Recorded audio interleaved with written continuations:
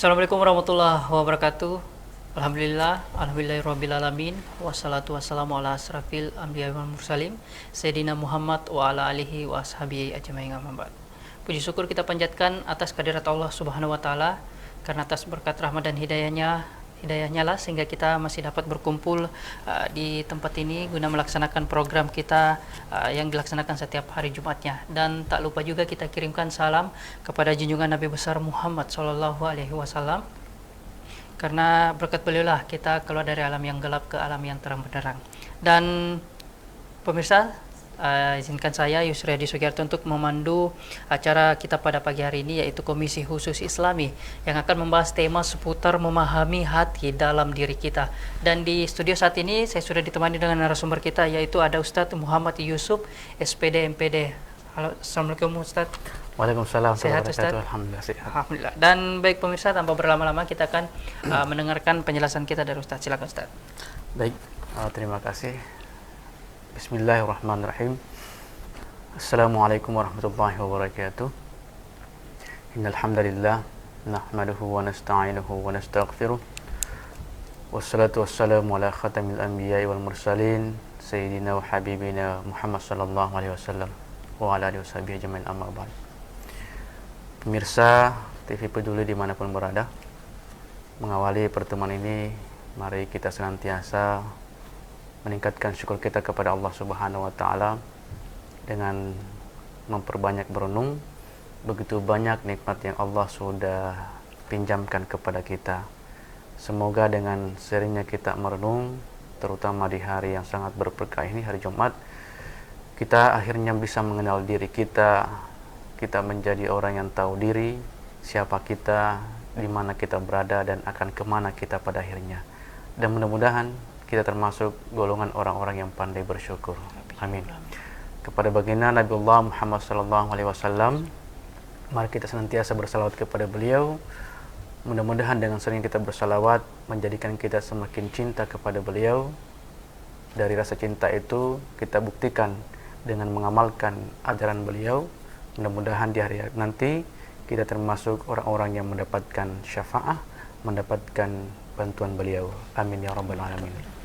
Baik pemirsa dimanapun berada, saya diberikan kesempatan untuk membahas mengenai tema yang ringan sebenarnya, mengenal hati ya, dalam diri kita. Manusia diberikan dua unsur dalam hidup kita ini ya. Allah menganugerahi kita dua unsur.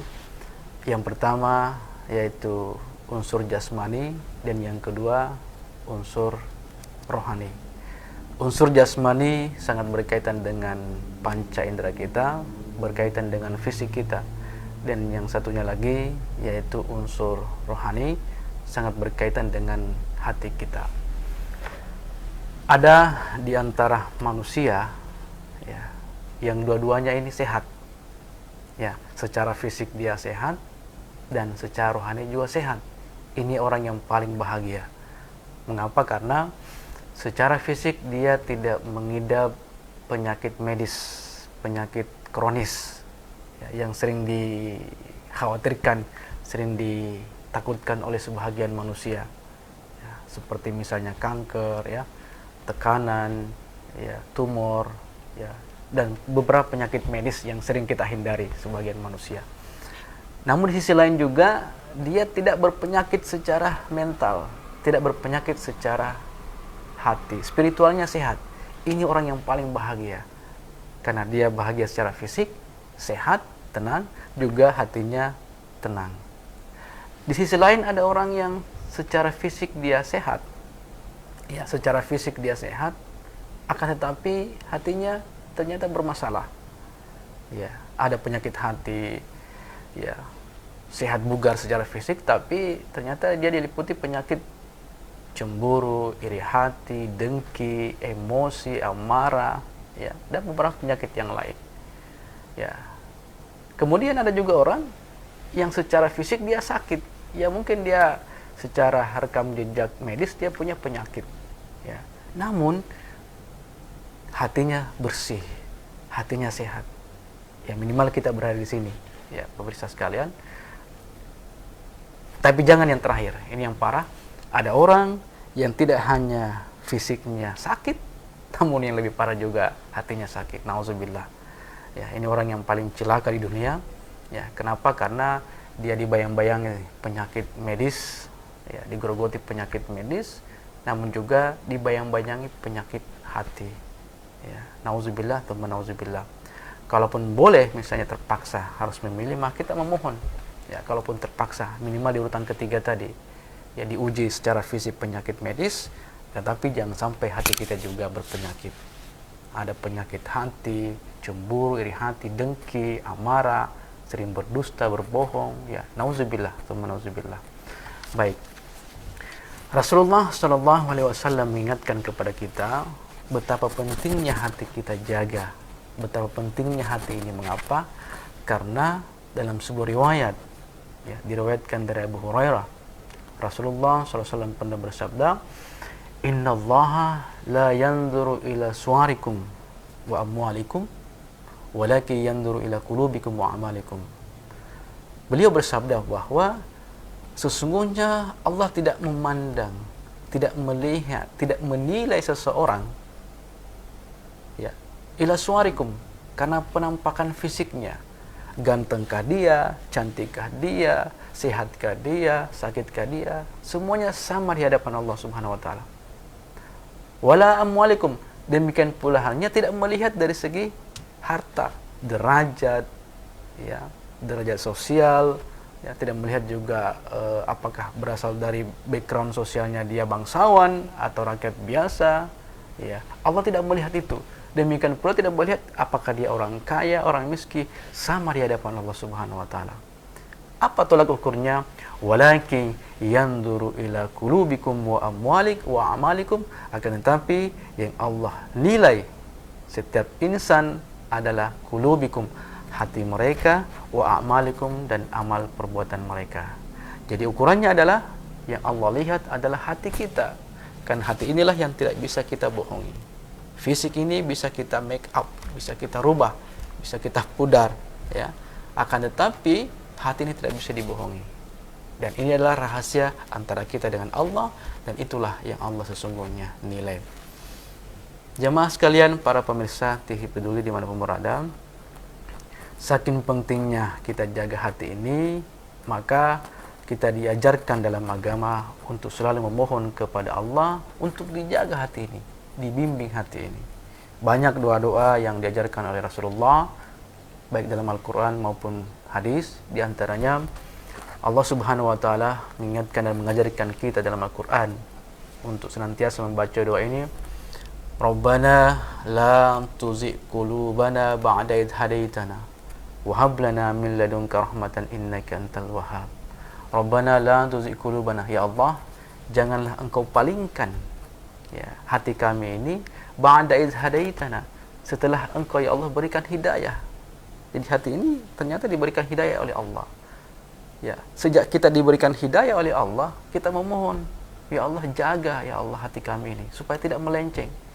Ya, karena bisa saja, ya, mohon maaf, banyak di antara mereka yang mendapatkan hidayah, berubah, hijrah, apa segala macam, tapi di tengah perjalanan, ya, akhirnya mereka kembali lagi, melenceng lagi. Ya, makanya kita jaga, kita memohon kepada Allah agar supaya hati ini tidak bolak-balik, tidak melenceng lagi. Wahab lana min ladunka rahmah, dan ya Allah, ya, hidayahkanlah, berikanlah kami, berkahilah kami, limpahkanlah kami rahmatmu, innaka antal wahhab, sesungguhnya kamu maha pemberi. Ya, jadi Allah sendiri mengajarkan dalam Al-Quran, ya, untuk memohon kepadanya supaya hati kita ini dijaga, karena tidak ada yang bisa merubah hati kita ini kecuali Allah Subhanahu wa taala. Rasulullah di lain hadis mengingatkan, mengajarkan kepada kita banyak doa-doa. Di antaranya, Allahumma ya muqallibal qulub, wahai engkau ya Allah yang membolak-balikkan hati, tsabbit qalbi ala dinik wa ala ta'atik, teguhkanlah hati kami ini untuk senantiasa taat mengikuti agamamu, taat mengikuti ajaran. Artinya apa? Doa ini lagi-lagi kita memohon kepada Allah supaya dijaga oleh Allah Subhanahu wa taala, ya, supaya tidak melenceng. Ya, karena hati ini qalbu, ya, dalam bahasa Arab itu artinya bolak-balik. Ya, makanya tidak mengherankan ada di satu titik, di satu momen hati kita ini sangat khusyuk beribadah kepada Allah. Contoh misalnya rata-rata mau maaf di bulan suci Ramadan, ya, itu hampir semua, ya, rata-rata umat muslim itu level kekhusyuan beribadahnya sangat tinggi. Apapun misalnya niatnya, apakah misalnya karena di situ Allah sangat memberikan banyak kalau diskon, ya, bonus pahala di bulan Ramadan, sehingga kita memohon, kita ingin menabung, ya, bekal untuk kehidupan akhirat, memperbanyak ibadah di bulan Ramadan, atau memang karena betul-betul, ya, kita mengharapkan keridhaan Allah Subhanahu wa taala semata, ya. Atau mungkin karena memang Ramadan adalah bulan yang penuh dengan keberkahan sehingga kita khusyuk. Di level itu biasanya, ya, iman kita itu sangat naik. Mau maaf, ya, tidak sedikit pula, ya, setelah selesai bulan Ramadan, ya, ini menjadi tantangan. Selesai Ramadan, maka kebiasaan-kebiasaan di bulan Ramadan itu mereka tinggalkan. Walaupun tidak langsung, tapi sedikit demi sedikit mulai luntur. Dulu salat sunnahnya itu lengkap, qabliyah ba'diyahnya masih mengaji di masjid, mungkin masih salawatan, sudah datang ke masjid, ya, dapati azan, kemudian salat sunnah. Tapi sekarang, mohon maaf, tidak sedikit mungkin antara mereka bahkan sudah qamat, bahkan menjadi masbuk, ya, bahkan mungkin tidak pergi ke masjid, ya. Itu juga menjadi indikator bahwa level hati itu memang betul bolak-balik, ya, terkadang naik, terkadang turun. Yang lebih parah mungkin nanti ada yang mengalami pergolakan jiwa, ya, di mana mempertanyakan, ya, apa sebenarnya, kenapa saya bisa begini, kenapa saya bisa diuji misalnya, kenapa saya bisa kehidupan saya seperti itu. Ya, itu memang karena frekuensi hati ini naik turun, sehingga kita memohon kepada Allah, kalaupun ternyata kondisi kehidupan kita, ya, berkehidupan kita ini banyak goncangan, banyak masalah, ya, kita memohon kepada Allah, sesulit apapun kehidupan ini, ya, hati ini tetap harus dijaga stabil. Yang bisa membantu kita yaitu pencipta hati kita, yaitu Allah sendiri. Makanya kita mohon, ya, di lain doa misalnya Rasulullah mengajarkan kepada kita doa yang sering kita baca, Allahumma nawwir qalbi binur hidayatik, ya Allah, terangilah hati kami ini, hati saya ini, binur hidayah, dengan cahaya hidayahmu, kama nawartas samawati wal ard, sebagaimana Engkau, Allah, menerangi, ya, alam semesta ini dengan cahaya mataharimu. Ya, jadi lagi-lagi hidayah yang kita harus minta kepada Allah, dan kalau sudah mendapatkan hidayah itu, ya, sudah ada benih-benih keimanan dan ketakwaan, mohon kepada Allah agar senantiasa dijaga benih keimanan itu, ketakwaan itu, sehingga hati ini selalu stabil. Itu mungkin sebagai pengantar. Ya, baik. Dan sebelum kita melanjutkan perbincangan kita, Ustadz, jangan kemana-mana pemirsa, karena sesaat lagi kami akan kembali.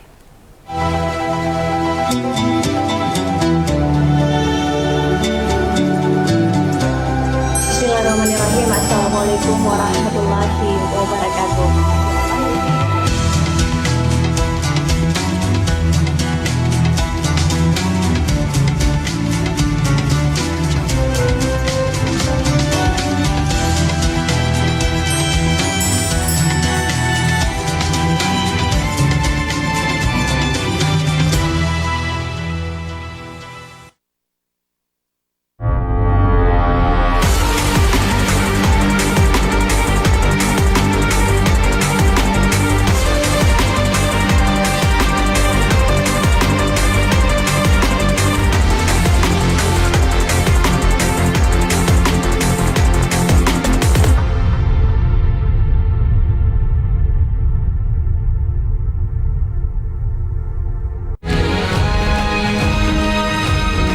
Assalamualaikum warahmatullahi wabarakatuh. Saya Harmanika. Suradi Sugiarto. Saya Trianti Sulaiman. Saya Uswatun Hasanah.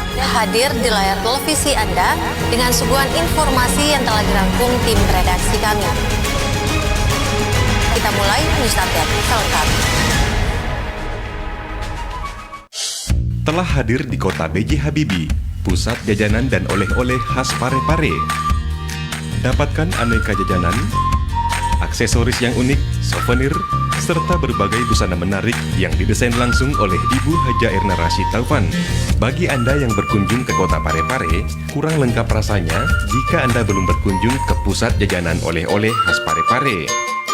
Semua tersedia di Balai Ainun Habibie.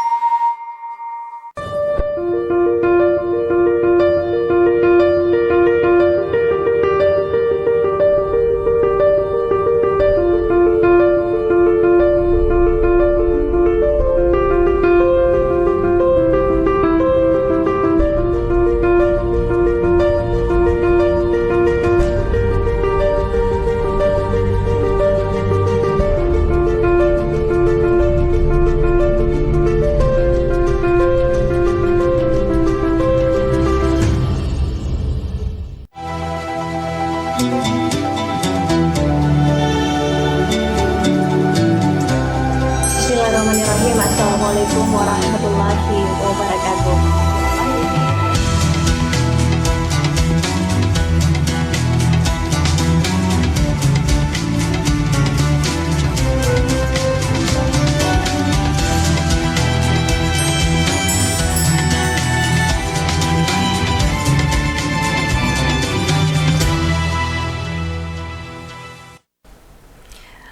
Ya baik, terima kasih pemirsa TV Peduli dimanapun Anda berada. Masih bersama saya Yusri Hadi Sugiarto dalam Komisi Khusus Islami. Dan menarik pembahasan tema kita pada Jumat Berkah kali ini, yaitu memahami hati dalam diri kita. Nah, tadi kita sudah mendengarkan kata pengantar dari Ustadz Muhammad Yusuf.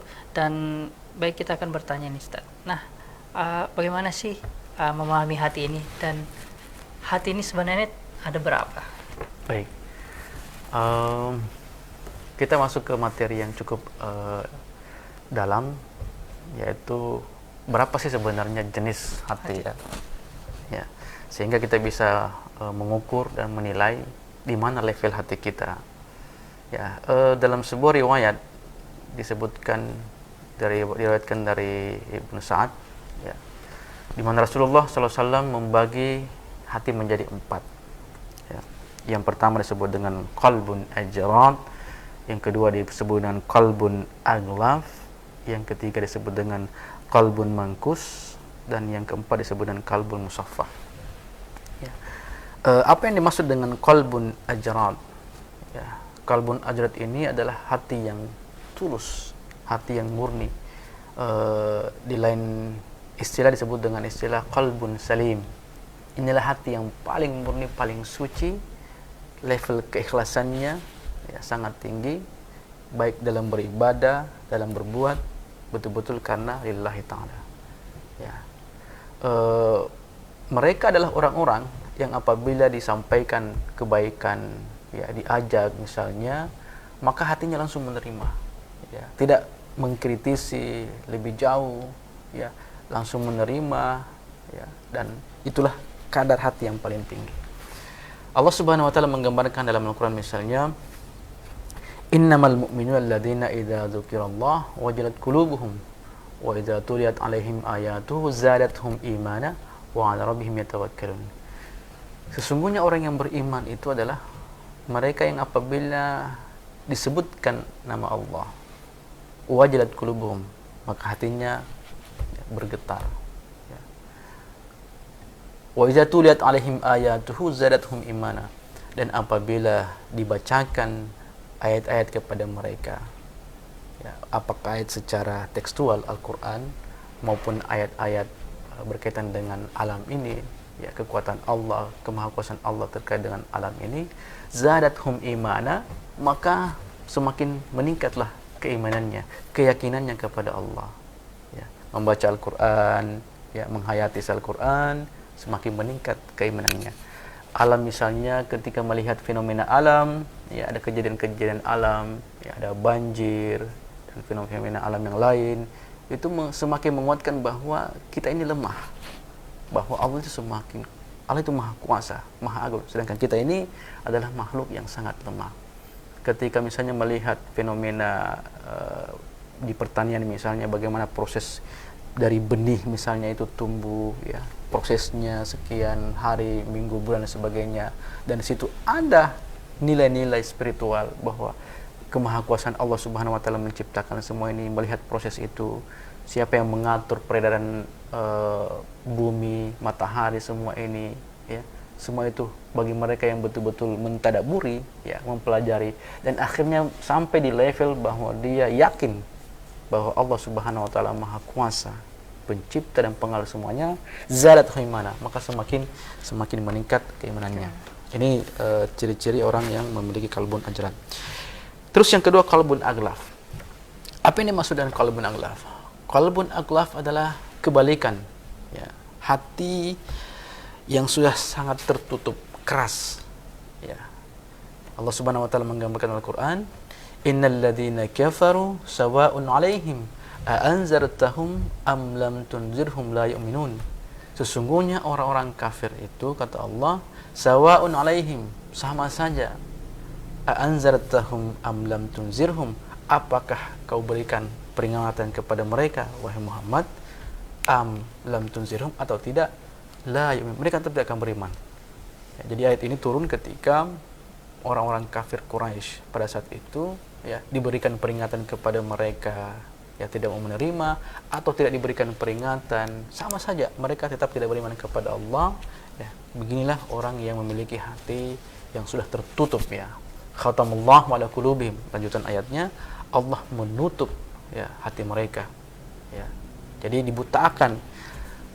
Walaupun banyak bukti kekuasaan Allah, tapi mereka tidak menghiraukan itu, ya, mereka tidak menghiraukan.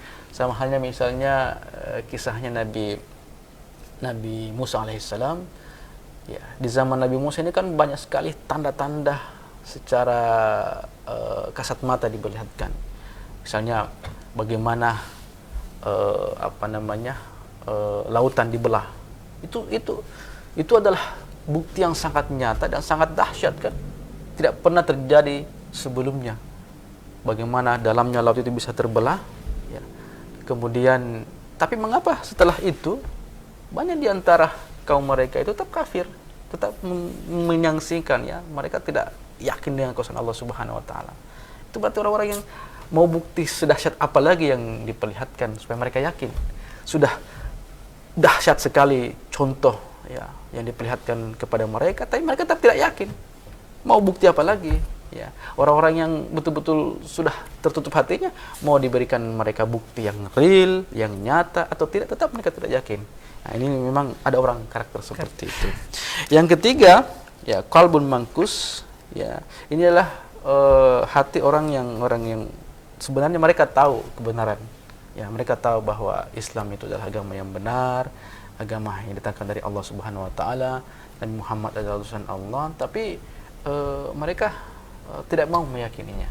Mereka tahu, ya, mohon maaf, sebagian misalnya kalangan orang-orang Yahudi dari zaman Nabi juga itu mereka tahu bahwa akan datang nanti seorang nabi, ya. Sayangnya mereka tidak mau menerima itu, ya. Apakah misalnya karena Nabi Muhammad bukan dari kalangan golongan mereka sehingga mereka menolaknya. Dan yang terakhir, ini mungkin yang paling banyak, yaitu qalbun musaffah, yaitu hati yang masih hinggap di dalamnya dua unsur itu. Ada unsur keimanan di satu sisi, namun ada unsur kemunafikan di satu sisi. Artinya ketika dia diajak untuk kebaikan, monggo, ayo, ya, let's go, ayo kita ikut sama dia. Namun di sisi lain ketika diajak kemaksiatan, ikut juga. Artinya orang ini masih pelin-pelang, ya, belum kuat, belum istiqamahnya belum kuat. Ya, ketika diajak kepada kemaksiatan belum berani mengatakan no, tidak. Tapi bolehlah. Ya, ini orang ini mungkin yang banyak terjadi. Ya, rajin juga ke masjid, ya, tapi juga kemaksiat juga jalan. Ya, ini hati yang keempat, qalbul musaffah, di mana dia belum istiqamah hatinya dalam keimanannya. Namun satu hal yang pasti, dalam sebuah ayat Allah mengingatkan kepada kita, yauma la yanfa'u malun wala banun illa man atallaha biqalbin salim. Di akhirat nanti, la yanfa'u malun, tidak ada lagi manfaatnya harta yang kita miliki, wala banun, yang tidak ada manfaatnya keturunan, ya, keluarga kita tidak akan bisa membantu kita, illa man atallaha biqalbin salim, kecuali orang-orang yang datang menghadap kepada Allah biqalbin salim, dengan hati yang salim tadi itu, hati yang pertama. Jadi hati yang akan diterima di hari kemudian oleh Allah Subhanahu wa taala hanyalah qalbun salim, qalbun ajrad. Hati yang ketika berada di dunia beramal, beribadah, berbuat ya apapun kegiatannya, apapun amalnya, apakah itu amal ritual ibadah atau amal sosial, betul-betul semuanya itu karena mengharapkan ridha Allah Subhanahu wa taala. Inilah hati yang akan diterima satu-satunya di sisi Allah Subhanahu wa taala kemudian nanti. Ya, sekarang pertanyaannya, di mana kira-kira kita Berada. ya berada? Level mana kira-kira hati kita? Apakah termasuk yang pertama tadi, atau jangan-jangan yang lebih parah yang kedua, yang menolak semuanya, atau yang ketiga tahu kebenaran tapi tidak mau menerimanya, atau jangan-jangan yang terakhir, ya terkadang kita ikut ke positif ya ketika diajak, namun ketika diajak ke negatif juga tidak berani menolak, tidak kuat untuk menolak. Ya, kita tahu di mana kira-kira. Tapi yang pasti yang hanya Allah terima di hari kemudian adalah qalbun salim, hati yang penuh dengan ketulusan, keikhlasan beribadah kepada Allah. Ya, itu. Ya baik. Nah, tadi kita sudah mendengarkan pemirsa penjelasan Ustadz mengenai pembagian golongan hati, ada 4 ini Ustadz. Nah, saya menarik Ustadz. Nah, untuk mendapatkan yang pertama, golongan pertama tadi yaitu qablun asgrab ya. Ajrab. Nah, bagaimana caranya agar kita senantiasa mempunyai hati yang seperti ini Ustadz? Oke. Pertama ya tentunya kita meminta bimbingan Allah Subhanahu wa taala, mengharapkan hidayah Allah Subhanahu wa taala karena dialah yang memberikan petunjuk kepada kita. Kemudian juga memohon kepada Allah supaya senantiasa dijaga hati kita ini selalu istiqamah. Itu yang pertama. Yang kedua, memang harus dilatih. Ya, hati ini harus dilatih. Ya, apa diantaranya yang harus itu yang perlu kita lakukan dalam sehari-hari kita? Pertama, perbanyaklah berzikir kepada Allah. Allah Subhanahu wa taala mengingatkan Al-Qur'an, "Fadhkuruni adhkurukum washkuruli wala takfurun." Fadhkuruni adhkurukum. Ya, ingatlah aku, kata Allah, adhkurukum, maka aku akan mengingatmu. Pertanyaannya, bagaimana cara kita berzikir kepada Allah? Allah kemudian menjelaskan di ayat lain, alladzina yankuruna Allaha qiyama wa qu'uda wa 'ala junubihim wa yatafakkaruna fi khalqis samawati wal ard. Rabbana ma khalaqta hadza batila. Yaitu orang yang senantiasa mengingat Allah dalam keadaan qiyama, dalam keadaan duduk, dalam keadaan berdiri, qiyama, wa qu'uda, dalam keadaan duduk, wa 'ala junubihim, dan dalam keadaan berbaring. Jadi, mohon maaf, bagaimanapun dan dimanapun kita, selama kita berada ruang dan waktu, tidak akan pernah lepas dari ketiga kondisi ini. Kalau tidak dalam keadaan berdiri, pasti kita baring atau duduk. Nah, sangat dianjurkan kepada kita untuk senantiasa mengingat Allah dalam kondisi ini. Tidak ada salahnya misalnya kita rutinkan, mohon maaf, mungkin yang lagi olahraga, lari atau jogging, tidak ada salahnya misalnya sambil jalan, sambil lari, jogging, kita berzikir kepada Allah. Tidak mesti harus misalnya diungkapkan dalam bentuk suara ya, tapi dalam hati. Membiasakan itu. Atau misalnya sementara mengendarai motor misalnya, mobil misalnya, dalam perjalanan, tidak ada salahnya kita ingat kepada Allah. Misalnya kita baca, ya Allah, ya Rahim, ya Ghaffar, ya Salam, ya Allah selamatkanlah kami dalam perjalanan. Tidak ada salahnya.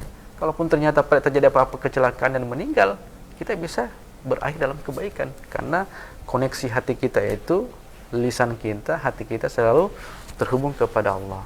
Sebelum tidur misalnya, tidak ada salahnya kalau kita baca dulu doa atau baca Al-Quran, beberapa surah, bahkan banyak doa-doa yang diajukan Rasulullah kita baca ya, sehingga apa yang terjadi, mulai bagaimanapun kondisi fisik ini, baik dalam kondisi berdiri, duduk, baring ya, apapun, senantiasa hati terkoneksi kepada Allah. Dan kalau ini dirutinkan, maka insya Allah Allah akan menjaga kita. Itu yang pertama. Yang kedua, ini yang sangat penting juga kita sampaikan, yaitu perbanyaklah mengingat kematian. Aktsiru ya min zikril maut. Perbanyaklah kita merenung bahwa sehebat apapun kita, ya, sekuat apapun kita ini, sekaya apapun kita, bahkan setinggi apapun mungkin jabatan yang kita sandang saat ini, ujung-ujungnya kita akan kembali kepada Allah. Pasti ya, kita akan bertemu dengan malakul maut. Ya. Mengenai kapan, di mana dan waktunya itu adalah rahasia Allah Subhanahu wa taala.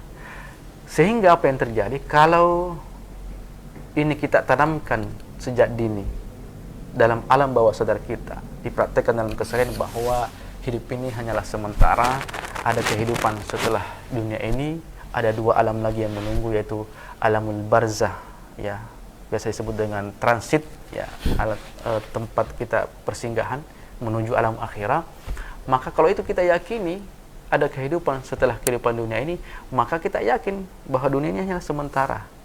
Ya, tidak salah kalau kita mencari kemewahan dunia, mencari kemegahan dunia, ya, mencari kelebihan dunia, tidak salah, karena memang kita berada di dunia. Tapi yang jadi masalah adalah jangan sampai kita habiskan 24 jam sehari semalam itu hanya untuk mengurusi urusan dunia semata. Ya, karena tidak sedikit orang, ya, urusan bisnis, maaf, urusan pekerjaan lupa sholat, ya kan, urusan pekerjaan dan sebagainya lupa ibadahnya, sehingga apa yang terjadi, dunia saja yang diurus, lupa dengan akhirat. Padahal yang kita harus lakukan, yang dianjurkan oleh Rasulullah, yaitu balance, menyeimbangkan antara kehidupan dunia dan kehidupan akhirat. Ya. Orang-orang yang bisa sampai ke level itu adalah orang-orang yang memang tadi senantiasa hatinya terjaga, terkoneksi dengan Allah Subhanahu wa taala. Makanya perlu kita jaga ini. Dan yang terakhir juga perlu kita pahami bahwa di level dimana kita hakul yakin, ya, yakin bahwa dunia ini adalah hanya kehidupan sementara, kemudian akan menuju kehidupan berikutnya, maka hati itu akan sangat dalam, ya, keterikatan hati itu kepada Allah Subhanahu wa taala akan selalu terjaga, karena yakin bahwa hati inilah nanti akan mempertemukan kita dengan Allah, yaitu hati yang betul-betul suci. Maka akan kita jaga, ya, sekuat-kuatnya, ya, sejadi-jadinya kita jaga supaya hati ini senantiasa selamat di dunia untuk bertemu kembali kepada Allah Subhanahu wa taala di akhirat. Jadi tadi berbanyak berzikir dimanapun kita berada, ya. Kemudian yang kedua, sering-sering merenung bahwa kita hanya hidup sementara, ya, tahu di mana kita berada dan mau kemana berikutnya, harus kita pahami itu, sehingga tidak ada beban yang berarti ketika kita hidup di dunia ini. Harta yang kita miliki semuanya akan hilang, akan kita tinggalkan, ya. Makanya kata kuncinya adalah menyeimbangkan antara kehidupan dunia dan kehidupan akhirat. Itu yang perlu kita terapkan dalam kehidupan kita sehari-hari. Masya Allah. Ya, baik. Dan pemirsa jangan kemana-mana karena sesaat lagi kami akan kembali.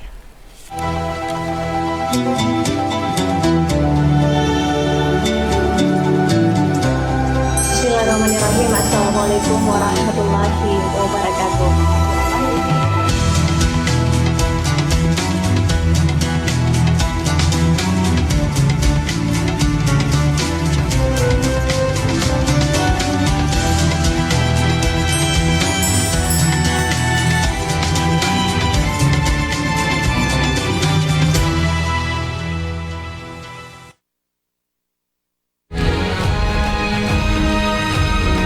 Assalamualaikum warahmatullahi wabarakatuh. Saya Harmanika. Suradi Sugiarto. Saya Trianti Sulaiman. Saya Uswatun Hasanah.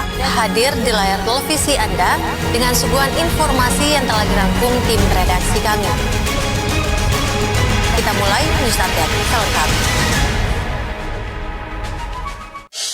Telah hadir di kota B.J. Habibie, pusat jajanan dan oleh-oleh khas Parepare. Dapatkan aneka jajanan, aksesoris yang unik, souvenir, serta berbagai busana menarik yang didesain langsung oleh Ibu Haja Irna Rashid Taufan. Bagi Anda yang berkunjung ke kota Parepare, kurang lengkap rasanya jika Anda belum berkunjung ke pusat jajanan oleh-oleh khas Parepare. Semua tersedia di Balai Ainun Habibie.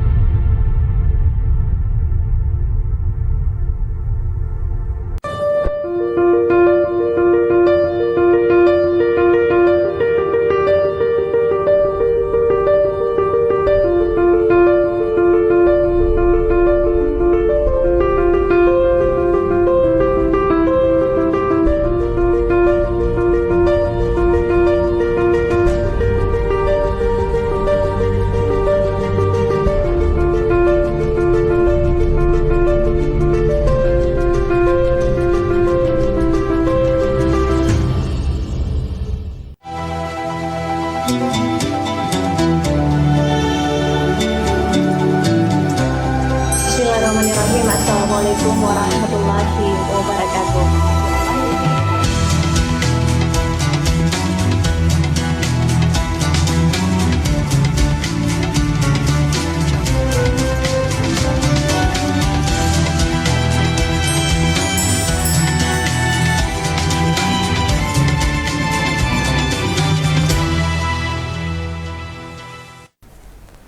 Ya baik, terima kasih pemirsa TV Peduli masih tetap bersama kami dalam live Komisi Khusus Islami pada Jumat Berkah kali ini, dan menarik mengenai tema kita yaitu memahami hati dalam diri kita. Dan tidak terasa kita sudah berada di penghujung acara Ustadz, dan mungkin ada pesan-pesan yang ingin disampaikan kepada pemirsa mengenai tema kita pada pagi hari ini. Silakan Ustadz. Baik, pemirsa TV Peduli dimanapun berada, kita berada di akhir penghujung kegiatan ini, acara ini. Sebagai kesimpulan pada pertemuan kali ini, pertama bahwa Allah menganugerahi kita dua potensi, ya, fisik dan jasmani.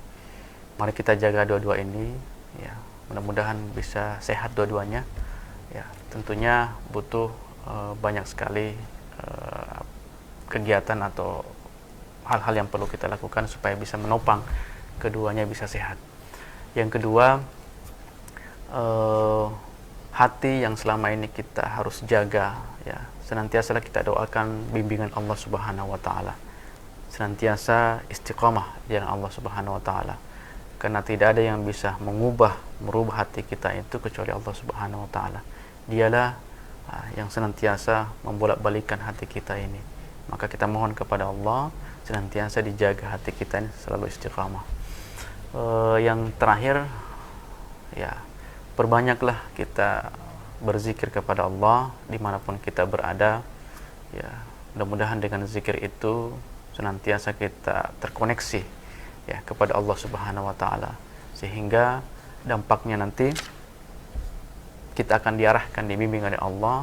Ini loh yang boleh dilakukan, ini yang tidak. Akan terasa nanti dalam aplikasi penerapan sehari-hari kita, ketika Allah senantiasa membimbing kita, maka akan kita rasakan.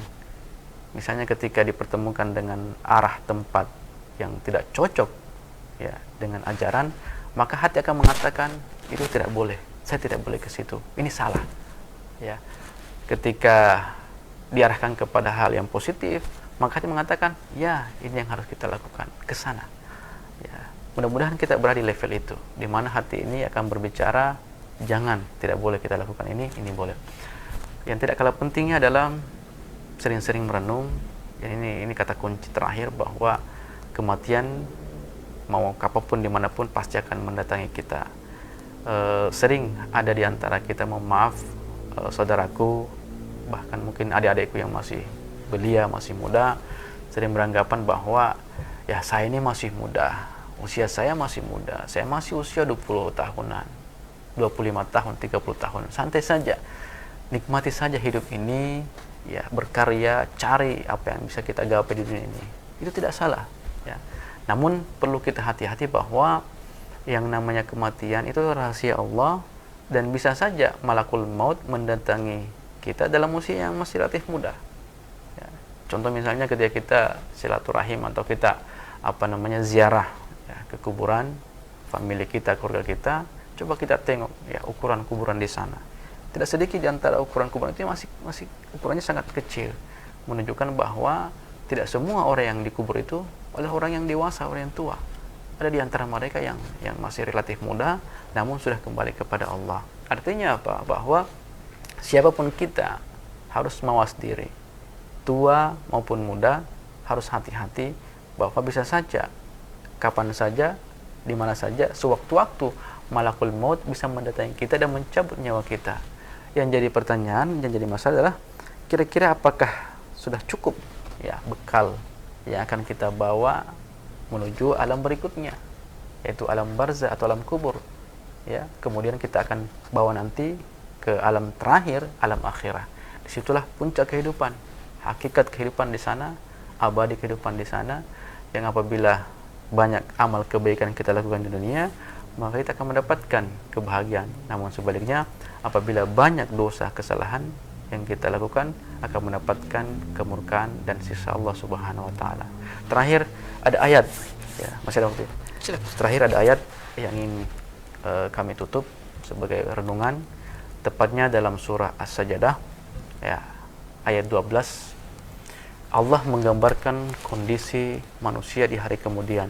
Mudah-mudahan kita memohon tidak termasuk yang Allah sendiri gambarkan dalam Al-Quran ini. Allah berfirman, "Walau tara idzil mujrimuna nakisu ru'usihim 'inda rabbihim, Rabbana absarna wa sami'na farji'na na'mal salihan inna muqinun."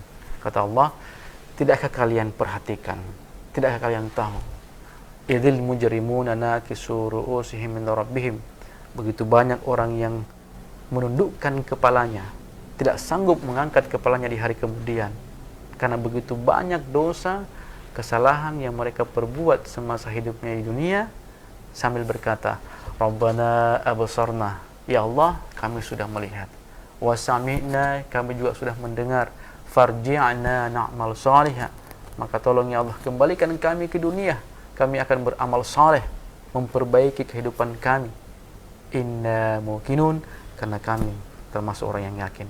Baru yakin pada saat nanti, pada saat itu. Pertanyaannya, apa yang diyakini orang di hari kemudian namun lupa di dunia? Ternyata betul ada yang namanya alam barzah atau alam kubur. Ya mungkin kita berpikir ya pasti kita akan mati, tapi tidak semua orang mempersiapkan diri untuk ke alam itu. Apalagi ternyata betul, ya betul kita akan dibangkitkan di padang mahsyar, dikumpulkan semua manusia, bahkan miliaran manusia nanti akan berkumpul di situ. Apalagi ternyata betul ada yang namanya ditimbang amal kebaikan. Puncaknya dari sekian panjang rangkaian perjalanan kehidupan di akhirat, cuma 2 terminal akhir, yaitu ke surga dan ke neraka. Mereka yang digiring ke neraka memohon, ya Allah farji'na, kembalikan kami ke dunia, ya, kami akan memperbaiki diri, na'mal salihah, karena sekarang kami sudah yakin. Namun maaf, celakanya adalah tidak akan pernah lagi manusia dikembalikan ke dunia nanti di akhirat. Nauzubillah, teman-teman. Makanya memperbanyak merenung, ya, mengenai kematian ini, ya, adalah salah satu kunci yang sangat menentukan, ya, kualitas ibadah kita kepada Allah, kualitas hati kita juga kepada Allah. Karena ketika itu kita asah dan terus diasah, maka otomatis kedekatan kita kepada Allah Subhanahu wa taala berada pada level keyakinan yang hakiki, di mana semua perbuatan kita akan mendapatkan arahan, petunjuk ke hal yang positif dari Allah Subhanahu wa taala. Mungkin itu sebagai Masya Allah. Dan luar biasa penjelasan dari Ustadz mengenai memahami hati dalam diri kita. Dan pemirsa, akhir kata saya Yusra Edi Sugiarto, mewakili kru yang bertugas, pamit undur diri. Wassalamualaikum dan sampai jumpa. Waalaikumsalam.